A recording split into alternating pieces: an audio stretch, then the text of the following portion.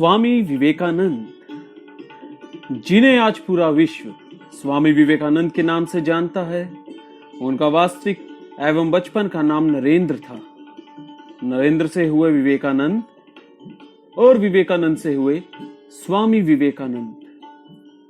इसके पीछे भी एक दिलचस्प घटना और लंबी यात्रा है।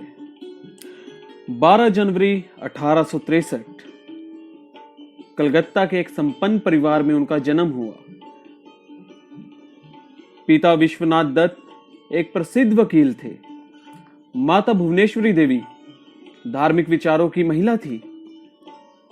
माताजी रात्रि में उन्हें जब रामायण की कहानियां सुनाती थी तो वे हनुमान जी की बहुत ही प्रशंसा करने के साथ साथ भगवान शिव को अपना आराध्य मानते और अक्सर अपनी मां से हंसकर कहते, मां, मैं शिव हूं।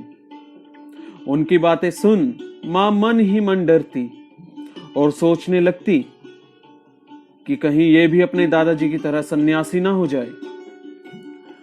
उनका व्यक्तित्व इतना प्रभावशाली था कि बचपन से ही वो अपने से छोटे ही नहीं, बड़े बच्चों का भी नेतृत्व किया करते थे। इनसे बड़े बच्चे भी इन्हें अपना नेता कहने में झिझकते नहीं थे। घर के खुले वातावरण ने नरेंद्र की बहुमुखी प्रतिभा को उभारने में पूरा योगदान दिया। नरेंद्र स्वभाव से ही दानशील थे। द्वार पर आए किसी भी साधु को खाली हाथ लौटाना उन्हें नहीं भाता था। बचपन से कुशाग्र बुद्धि के होने के कारण नरेंद्र सदैव अध्यापकों के चहेते शिष्य ही रहे। अध्यापकों ने कई बार देखा कि वे एक ही समय में दो विपरीत मनोदशा वाले कार्य को भी सहजता पूर्वक कर देते हैं। तैराकी, घुड़सवारी, खेल कूद के अलावा विवाद प्रतियोगिताओं में भी उत्साह पूर्वक भाग लेते।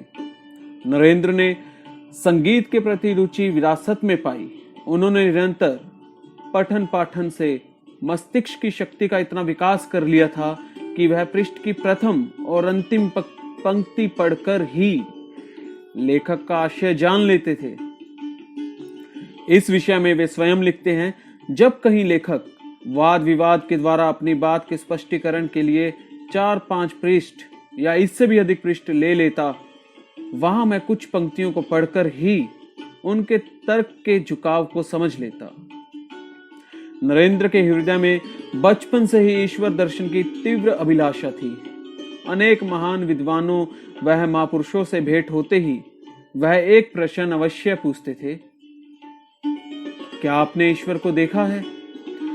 युवावस्था में ही पिता का साया सर से उठ जाने के कारण नरेंद्र का मन अध्यात्म की तरफ बढ़ने लगा। इसी लगन ने उन्हें रामकृष्ण परमहंस से भेंट करवाई।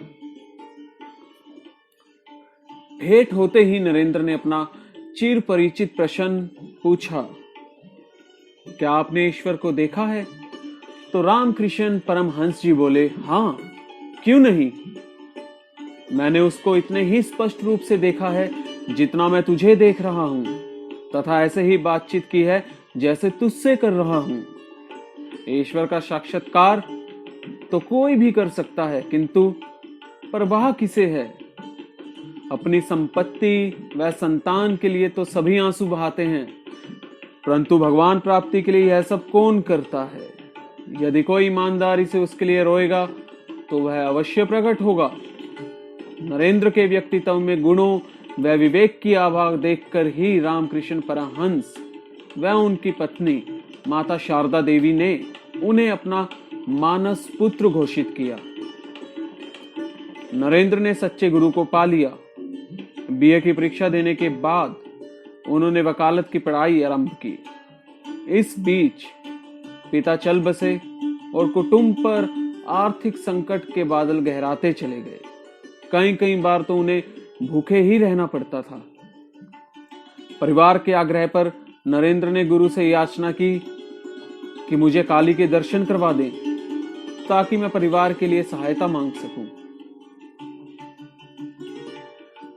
तो एक दिन संध्या के समय रामकृष्ण परमहंस जी ने विवेकानंद को बुलाया और उन्हें बोला कि वो मंदिर में जाएं और महाकाली से अपने लिए, अपने परिवार के लिए धन और ऐश्वर्य की कामना करें।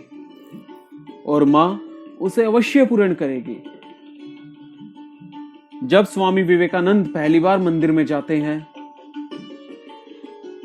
और उस मां से जब याचना करते हैं तो उनके मुख से धन, दौलत, ऐश्वर्य इन सब की बात नहीं निकलती, अपितु उनकी आंखों से आंसू निकलने लगते हैं और वो महाकाली से बिना कुछ मांगे बाहर आ जाते हैं। और बाहर आते ही रामकृष्ण परमहंस जी को कोसते हैं कि मैं उनसे कुछ नहीं मांग पा रहा, जरूर आपने ही कुछ किया है। तो रामकृष्ण परमहंस जी हंसते हैं और विवेकानंद जी को बोलते हैं कि जा, दोबारा जा, तू आज जो मांगेगा महाकाली तुझे अवश्य देगी। दूसरी बार जब विवेकानंद मंदिर में प्रवेश करते हैं तो दूसरी बार भी उनसे महाकाली के सामने कुछ नहीं मांगा जाता। वो फिर निराश होकर रामकृष्ण परमहंस जी के पास आते हैं और तीसरी बार रामकृष्ण परमहंस जी जबरदस्ती उन्हें दोबारा मंदिर में भेजते हैं और विवेकानंद महाकाली के सामने जाते ही अपने लिए ज्ञान, वैराग्य इन सब की कामना करते हैं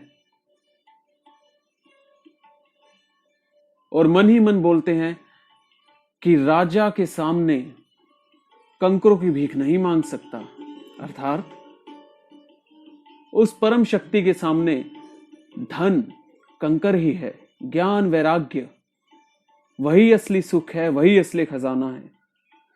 इसीलिए विवेकानंद महाकाली से वही मांगते हैं और बाहर आकर परमहंस जी उनसे पूछते हैं, मांगा तूने महाकाली से जो तू मांगना चाहता था? तो विवेकानंद रोते हुए कहते हैं कि नहीं, मैं उस पराशक्ति से वो कंकर पत्थर नहीं मांग सका, अपितु उससे मैंने वो खजाना मांग लिया जिसकी मुझे जरूरत थी।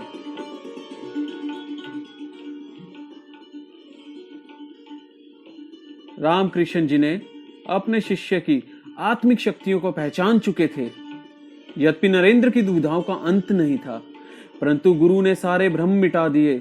गुरु ने नरेंद्र को अपनी आध्यात्मिक शक्तियां सौंप दी और उन्होंने अपनी मृत्यु से पूर्व नरेंद्र को अपना उत्तराधिकारी घोषित कर दिया।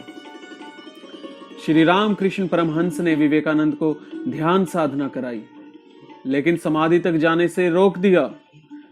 विवेकानंद के पूछने पर रामकृष्ण परमहंस ने विवेकानंद जी से कहा, तुम्हें लोक सेवा का कार्य करना है और आत्म साधना के बिना लोक साधना संभव नहीं। जो स्वयं नहीं बना वह दूसरों को क्या बनाएगा? इसके लिए साधना जरूरी है। अपनी मृत्यु का समीप देख रामकृष्ण परमहंस ने विवेकानंद को अपने पास बुलाया और अपने हृदय से लगाते हुए बोले, विवेकानंद, अब मेरे सब बच्चों की जिम्मेवारी तुम्हारी है। बीमारी की अवस्था में गुरु को इस तरह बोलते देख विवेकानंद गुरु का सर अपनी गोदी में रखकर फूट फूट कर रोने लगे। तब रामकृष्ण परमहंस ने प्यार से उन्हें समझाया कि मैं हमेशा तुम्हारे आसपास ही रहूंगा और तुम्हें हमेशा निर्देशित करता रहूंगा, परंतु अब तुम्हारा जन सेवा में लगने का समय आ गया है।